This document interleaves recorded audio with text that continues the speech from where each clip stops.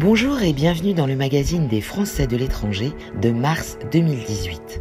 12e édition oblige, voici un magazine essentiellement consacré aux temps forts qui se sont déroulés durant les 24 heures chrono de l'International les 13 et 14 mars 2018 chez TV5 Monde. Cette année, le Canada était à l'honneur. Au programme, des émissions pratiques pour y vivre, s'y implanter ou encore y développer son futur business. Au sommaire de ce magazine, un extrait de l'émission de lancement de cette opération à laquelle participait Jean-Baptiste Lemoyne, secrétaire d'État auprès du ministre de l'Europe et des Affaires étrangères et parrain de l'opération, mais également Christophe Bouchard, directeur de l'Agence pour l'enseignement français à l'étranger, le lancement d'un réseau social dédié aux francophones et pour finir, les conseils du docteur Lichtenberger en matière de santé dans le monde. Le 13 mars à 9h, lors de l'émission de lancement, Christophe Bouchard, directeur de l'Agence de l'enseignement français à l'étranger, lui aussi présent, a dressé un état des lieux de ce réseau scolaire unique au monde. On l'écoute tout de suite. On peut commencer avec vous, Christophe Bouchard. Je rappelle donc que vous êtes le directeur de l'Agence pour l'enseignement français à l'étranger. Vous gérez un réseau scolaire au total de 492 établissements. Je ne sais pas si le chiffre est encore à jour. Ça fait en gros 350 000 élèves. Ça va de la maternelle à la terminale, dans 137 pays. L'année a été compliquée pour l'enseignement français à l'étranger. Je dirais pas que l'année a été compliquée pour l'enseignement français à l'étranger. L'enseignement français à l'étranger, il se porte bien. Il y a chaque année plus d'élèves et les établissements eux-mêmes vont bien. Et le niveau de l'enseignement est toujours excellent. Alors après, c'est vrai qu'on a connu des années plus faciles sur le plan budgétaire en ce qui concerne l'agence. On participe à l'effort de réduction du déficit public, donc il faut s'adapter à un nouveau contexte, tout en maintenant cette ambition d'avoir ce réseau scolaire qui est unique. Donc ça nécessite des ajustements qui sont effectivement pas faciles, mais je crois que ce qu'il faut surtout voir, c'est que ça, je dirais, c'est ce qui se passe dans la machinerie de l'agence et du réseau, mais pour les familles, pour les élèves, l'objectif est toujours le même, la réussite est toujours la même. Vous pouvez retrouver cette émission dans son intégralité en vous rendant sur le site des 24 heures chrono de l'International, accessible à partir de 24hchrono-international.com. Si vous souhaitez partir vivre hors de nos frontières, si vous allez bientôt être muté dans un pays étranger, ne manquez pas de regarder les émissions qui composent ce programme. Traitées en direct et ce durant 24 heures, elles concernent 24 destinations du monde.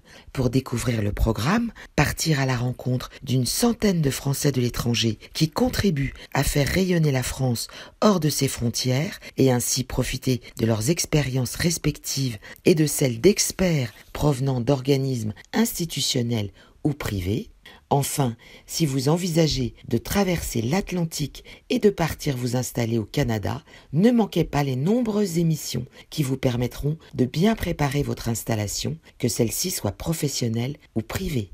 Connectez-vous donc sur 24hchrono-international.com.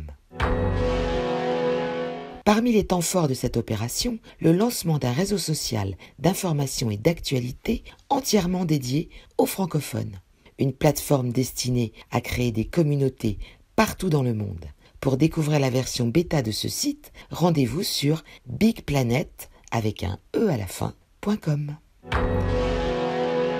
Pour finir, et comme chaque mois, profitez des conseils du docteur Jean-Michel Lichtenberger, dont l'association Voyage et Santé gère le centre de vaccination d'Air France. En ce mois de mars, le docteur Lichtenberger nous parle de la rage. En effet, si celle-ci est considérée comme éradiquée en France, il n'en va pas de même dans près de 150 pays, puisque l'OMS estime qu'elle tue encore près de 60 000 personnes chaque année.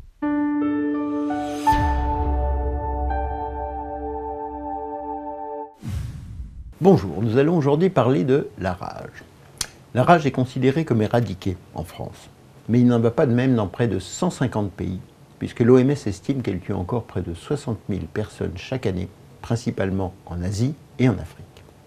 Elle concerne donc les voyageurs, comme l'a rappelé un cas cruel cette année d'un enfant de 10 ans décédé en France de la rage après un séjour au Sri Lanka. Si les chiens en sont les principaux vecteurs, on n'oubliera pas qu'un grand nombre d'animaux peuvent la transmettre, y compris les chauves-souris. C'est un virus qui est cause de la rage, et contre les virus, on a très peu d'armes, en tout cas pas les antibiotiques qui ne s'opposent qu'aux bactéries. Heureusement par contre, on a un vaccin. Pour l'homme, mais aussi pour les animaux.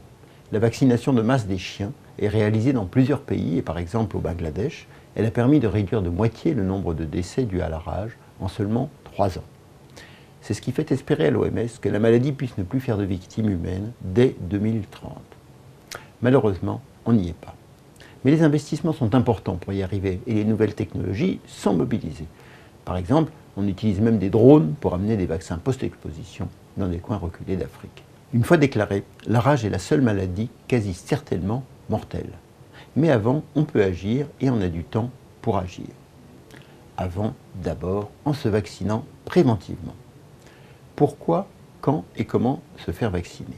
La première raison, c'est si l'on part vers des destinations où la rage est fréquente, bien sûr, c'est-à-dire surtout en Afrique et en Asie du Sud-Est. On regardera pour ça la carte de la maladie avant de partir. Les conditions de voyage seront le critère suivant, selon qu'on le risque ou non de croiser le chemin d'un chien enragé. Dans les frontières d'un club de vacances, ce sera peu probable. C'est pour les enfants qu'il faudra être le plus prévenant, et ce, dès l'âge de la marche. Ce sont eux qui risquent de jouer sans prendre garde avec des animaux enragés, et de ne pas forcément signaler une petite morsure.